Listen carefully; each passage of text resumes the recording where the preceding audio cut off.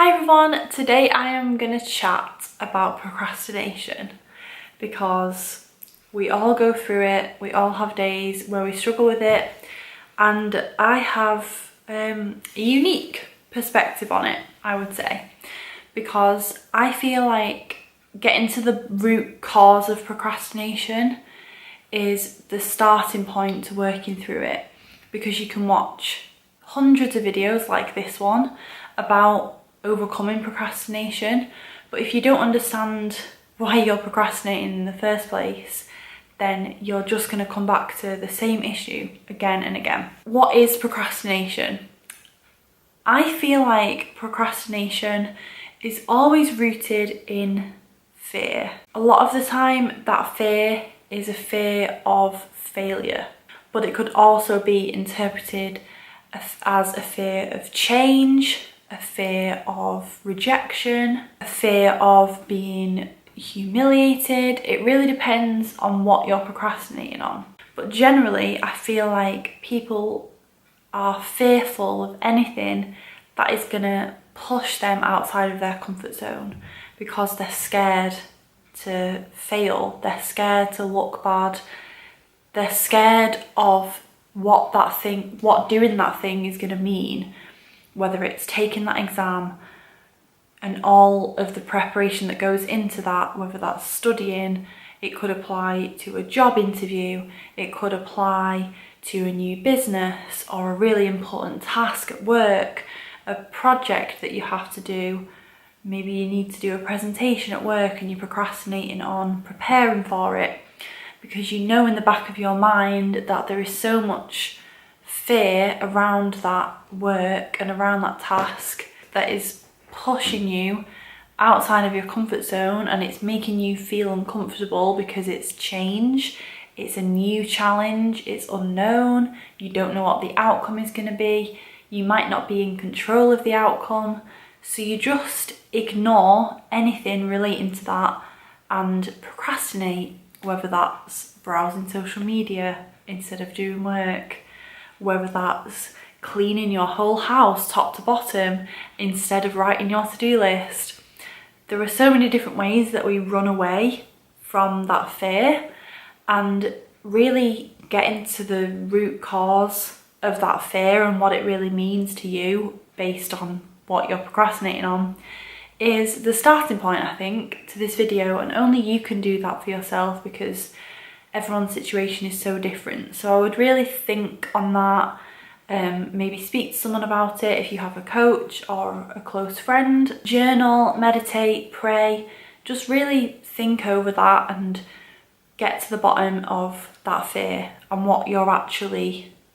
what's actually holding you back from doing that task and procrastinating in the first place. So with that being said, I'm going to assume that you've done the work, you've done that scary, uncomfortable inner work, and you are ready to move forward and work through the procrastination. So my first tip is to create your to-do list with intention and to set intentions at the beginning of your day. Because I feel like when you live with intention and you do a task with intention, there is so much power and potential behind that intention that it almost gives you the strength to push through the procrastination and to do that task. For example, so one thing I might procrastinate on in my business is writing some copy for a really exciting new project I'm working on, or a really exciting new service I might want to offer, and I might not be taking those little steps towards that because I'm so scared of failing, I'm scared of putting myself out there. And when I get to the bottom of that, I can set my to-do list for the day with intention, because my intention for the day is to move my business forward. It might be to reach more people, it might be to do something that I'm really passionate about that excites me, it might be to grow my business financially, in terms of followers or my community or whatever else it is. However that relates to your goal, set a really strong intention and a why behind your actions. My second piece of advice that I want to talk about is focusing on your environment, because procrastination is a mind game, but you can also fuel it, you can make it worse based on your environment. And I feel like we unintentionally do this sometimes because we know it's like a self-sabotaging behaviour. For example, I know that I'm not as productive when my room is messy because I can't focus and I feel like nothing can get done until my room is tidy. But because I'm so stressed and I'm procrastinating and I'm in a place of fear and negativity and just feeling down on myself, I don't even get round to tidying my room. So it's like a vicious cycle that just repeats itself. Making sure it's clean and tidy, making sure you have a glass of water, making sure you have some snacks on hand if you get hungry, making sure you have your headphones and your phone and it's fully charged and you can listen to music that you like, trying to limit distractions from other people or from social media. You can get programs that literally block you from using social media for a specific amount of time. I have it. I use it when I'm writing. It works so well. I will link it below if you want to go and check that out.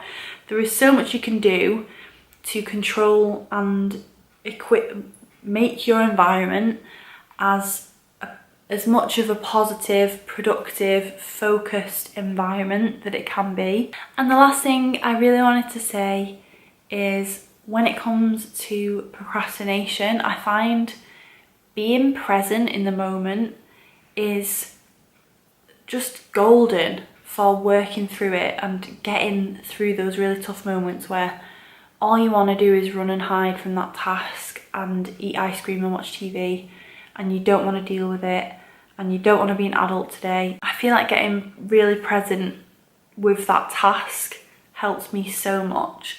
So I'm going to mention meditation, because meditation as a practice helps me get present in that moment. It helps me almost have like a being present switch where I know when I'm out of feeling present, I know I'm out of like alignment with my goals.